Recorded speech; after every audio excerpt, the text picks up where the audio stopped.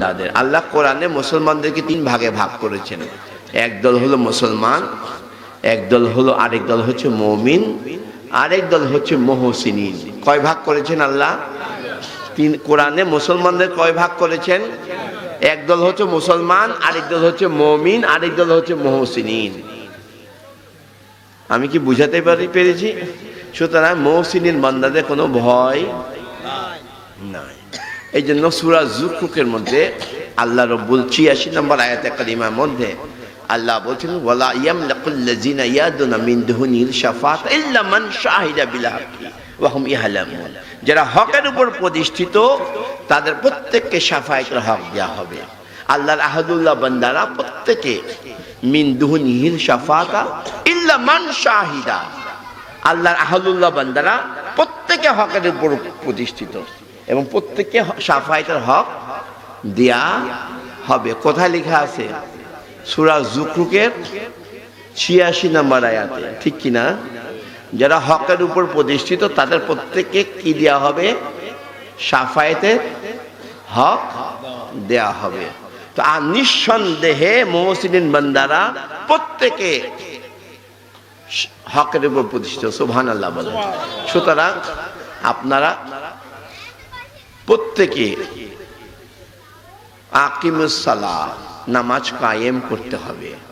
বাড়ির একটি ঘর, ঘরের একটি কোণা মসজিদ বানিয়ে পরিবার পরিজন নিয়ে অন্তত পক্ষে ৫ ওয়াক্তের ১ ওয়াক্ত নামাজ পরিবার পরিজন নিয়ে আদায় করবেন। নিশ্চিত করতে হবে আপনার পরিবারের প্রতিটি সদস্য আল্লাহকে সিজদা করে। নিশ্চিত করতে হবে আপনার পরিবারের প্রতিটা সদস্য নবীর সালাম, ওলিদের সালামি, নবীর দরুদ, আহলে বাইতের দরুদ কায়েম রাখে। ঘরে বিমারি, পেরেশানি, মুশকিলাত, মুসিবত, গরিবি, দুঃখ, দুর্দশা আসবে না, আসতে পারে না। রহমতের ফেরেশতা আসতে বাধ্য, কারণ ফেরেশতাদেরকে আল্লাহ গোলামি খাটাচ্ছেন আমাদের নিয়ামত রহমত দান করার জন্য। কিন্তু আপনি তো আল্লাহকে সিজদা করেন না, কিভাবে আসবে? আপনি তো নবীর সালামি, নবীর দরুদ, আহলে বাইতের দরুদ, ওলিদের সালামি তো আপনার পরিবারে নাই, আপনার পরিবারে নাই। রহমতের ফেরেশতা কিভাবে আসবে? আসার জন্য দরজা খুলে দিতে হবে, তবে রহমতের ফেরেশতা আসবে। এই জন্য প্রত্যহ নবীর দরুদ পড়বেন। নবীর দরুদ ছাড়া বিছনায় যাবেন না, নবীকে সালাম না দিয়ে বিছনায় যাবেন না, আল্লাহর ওলিদের সালামি ছাড়া বিছনায় যাবেন না। নবুয়তে সোহবত এবং বেলায়েতে তাওয়াজ্জু লাগবে, কারণ আল্লাহর ওলিদের বেলায়েতে তাওয়াজ্জু যদি বর্জকে না আনেন আমল কবুল হবে না। বেহায়াপনা, কারণ আপনার এই চোখের মধ্যে একটা বর্জক রাখতে হবে, একটা বর্জক। আল্লাহর ওলিদের বর্জক লাগলে নজর বেহায়াপনার দিকে যাবে না, এই নজর আল্লাহর রহমতের দিকে যাবে। আর নজরের মধ্যে যদি আল্লাহর ওলিদের বর্জক না থাকে, নজর যাবে কোথায়? অশ্লীলতা, বেহায়াপনার দিকে। কলবের মধ্যে জিকির জারি রাখবেন। এই এবং পিতা মাতার কবর জিয়ারত করবেন। অনেকে পীর পূজারি, মাজার পূজারি বলে গালিগালাজ করে। হাদিস শরীফে আল্লাহ নবী মদিনা, মক্কা শরীফে যদিও নিষেধ করে দিয়েছেন কবর জিয়ারত না করার জন্য, কারণ মক্কা শরীফে অধিকাংশ কবর হচ্ছে কাফের, মুশরিক, বেঈদিনদের জন্য, বেঈদিনদের কবর, ঠিক কিনা? আর মদিনা শরীফে অধিকাংশ কবর হচ্ছে মুসলমানদের। সুবহানাল্লাহ বলেন। জান্নাতুল বাকিতে অধিকাংশ কবর, অধিকাংশ বললে ভুল হবে, ১০০তে ১০০ মানুষের কবর কি? মুসলমানদের। বেঈদিনদের কবর, কাফের মুশরিকদের কবর মদিনাতে নাই।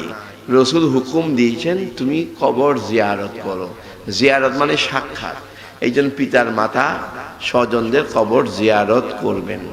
মানুষ মরে না, মানুষ কাফের মুশরিক বেদিন হলেও কবরে মরে না, কবরে মরলে কবরে আযাব কার উপর চলবে?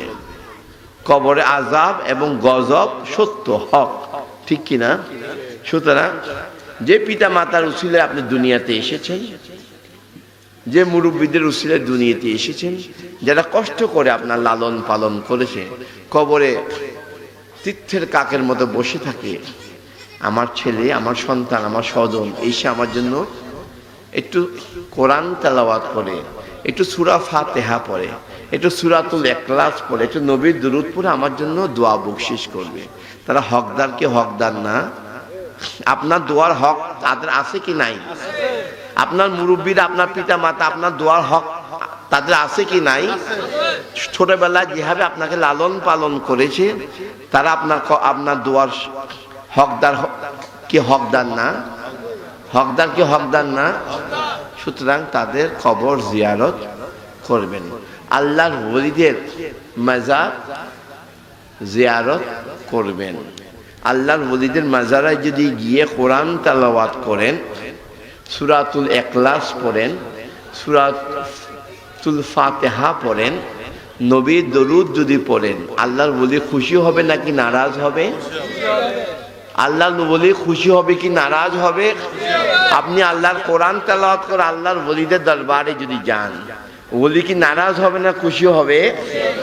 কবে বলবে আমি যে দিন কায়েম করেছি, দিনের দাওয়াত দিয়েছি, খোদা দেখো তোমার বান্দারা আজকে আমার মাজারে এসে আজকে কোরআন তেলাওয়াত করছে, তোমার প্রিয়তম রাসূলের দরুদ কায়েম করছে। এই জন্য আল্লাহর ওলিদের দরবারে সব সময় কোরআন তেলাওয়াত হয়, আল্লাহর ওলিদের দরবারে সব সময় নবীর দরুদ হয়, সব সময় কি নবীর দরুদ হয়, দিবা রাত্রে দরুদ হয়। আর যখন ওরস হয়, জলসা হয়, এক সেকেন্ডের জন্য যারা আপনি মাইজভান্ডার শরীফে যারা গিয়েছেন, একটা সেকেন্ডের জন্য কোরআন তেলাওয়াত, কোরআন খতম বন্ধ নাই। এক দল আসছে, আরেক দল করছে কোরআন খতম,